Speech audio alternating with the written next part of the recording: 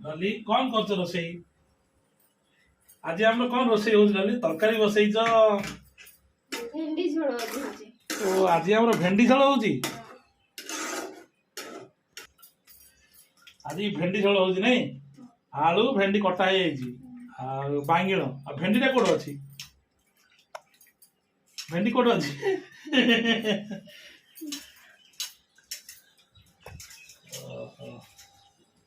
ଆଜ୍ଞା ଦେଖନ୍ତୁ ଆପଣ ମାନେ ଯଦି ଆଳୁ ଭେଣ୍ଡି ଝୋଳ କରିବାକୁ ଅଛି ତାହେଲେ ମରିଚ ସୋରିଷ ଆଉ କଣ ବଟା ହୁଏ ରସୁଣ ଏସବୁ ଗ୍ରାଇଣ୍ଡରରେ ପେଶି ଦେବେ। ପେଶି ଦେଇକିରି ଭେଣ୍ଡି ବାଙ୍ଗିଣ ଆଳୁ ଲମ୍ବା ଲମ୍ବା କରି କାଟିଦେବେ। ଆଉ ପିଆଜ ସୋରିଷ ଫୁଟେଇକିରି ମେଥିପାନ ମରି ଟିକେ ଫୁଟେଇବେ। ଆଉ ଟିକେ ଭୂଷଣ ପତ୍ର ବଢିଆରେ ଭାଜି ହେଇଗଲେ ଟମାଟୋ ପକେଇଦେବେ।